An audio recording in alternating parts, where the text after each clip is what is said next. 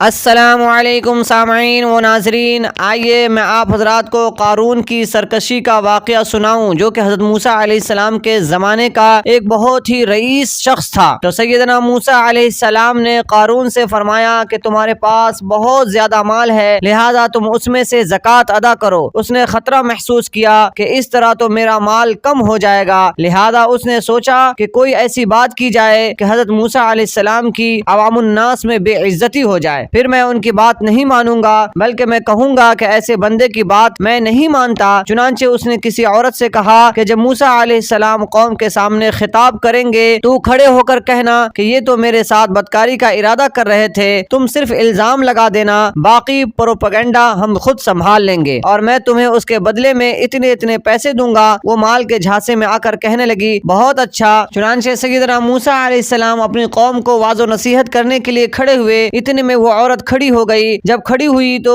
حضرت موسیٰ علیہ السلام کے تقدس اور جلال کو دیکھ کر کانپ گئی اور سچ سچ بات کہہ سنائی۔ حضرت موسیٰ علیہ السلام کو بہت غصہ آیا۔ اللہ تعالیٰ نے سیدنا موسیٰ علیہ السلام کی طرف وحی بھیجی کہ اے میرے پیارے موسیٰ، ہم نے زمین کو تیرے تابع بنا دیا ہے، تو جو اسے حکم کرے گا یہ اس حکم کو پورا کرے گی۔ حضرت موسیٰ علیہ السلام نے زمین سے کہا کہ تو قارون کو نگل جا۔ زمین پھٹی اور اس نے اس کے پاؤں جکڑ لیے۔ قارون معافی مانگنے لگا مگر حضرت موسیٰ علیہ السلام جلال میں تھے، لہذا دوبارہ حکم دیا کہ اے زمین تو اسے نگل جا۔ زمین نے اس کو کمر تک اپنے اندر لے لیا۔ وہ پھر بھی لجاجت کے ساتھ معافی مانگتا رہا مگر حضرت موسیٰ علیہ السلام نے معاف نہ کیا۔ تیسری دفعہ پھر یہی فرمایا کہ اے زمین اسے نگل جا۔ زمین اسے نگل گئی۔ قیامت تک وہ زمین میں دھستا رہے گا۔ جب قارون زمین میں دھس گیا اور موسیٰ علیہ السلام کا جلال کچھ ٹھنڈا ہوا تو اللہ تعالیٰ نے فرمایا میرے پیارے موسیٰ، وہ آپ کے سامنے روتا رہا اور معافی مانگتا رہا مگر آپ زمین کو حکم دیتے ہی رہے۔ حضرت موسیٰ علیہ السلام نے کہا اے اللہ، اس نے الزام بھی تو اتنا بڑا لگایا تھا۔ فرمایا ٹھیک ہے، لیکن اگر وہ مجھ پروردگار کے سامنے اپنے گناہوں کی معافی مانگتا